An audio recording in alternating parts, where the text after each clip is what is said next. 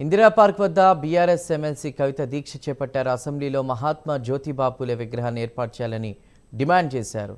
మహిళల కోసం మొదటి పాఠశాల పెట్టిన గొప్ప వ్యక్తి మహాత్మా జ్యోతిబా పూలే అంటూ కొనియాడారు. దేశంలో ఉన్న ప్రతి మహిళ ఉదయం లేచి ప్రార్థించాల్సిన వ్యక్తి జ్యోతిబా పూలే అన్నారు. అసెంబ్లీలో జ్యోతిబా పూలే విగ్రహం ఉంటే స్ఫూర్తిగా ధైర్యంగా ఉంటుందన్నారు కవిత.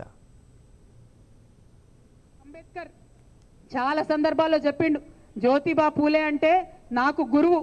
ఆయన చేసినటువంటి పనిని చూసి నేను స్ఫూర్తి పొంది నా జాతి కోసం కొట్లాడడానికి ముందుకొచ్చిన అని బాబాసాహెబ్ అంబేద్కర్ చెప్పుకున్నాడు.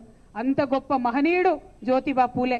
1848 మన భారతదేశానికి స్వాతంత్రం వచ్చింది 1947లో. కానీ 1848లో జ్యోతిబా పూలే గారు ఆనాడే మహిళల కోసం పాఠశాల పెట్టినటువంటి గొప్ప వ్యక్తి. ఇవాళ నేను ధైర్యంగా మీ ముందు నిలబడి 2 మాటలు మాట్లాడుతున్నా అంటే ఇవాళ ఇంతమంది మా మహిళా సోదరిమణులు వచ్చి ఇక్కడ దీక్షలో ధైర్యంగా పాల్గొంటున్నారంటే ఆనాడు ఆ మహనీయుడు చేసినటువంటి కృషి అని ఇవాళ చెప్పక తప్పదు. భారతదేశంలో ఉన్న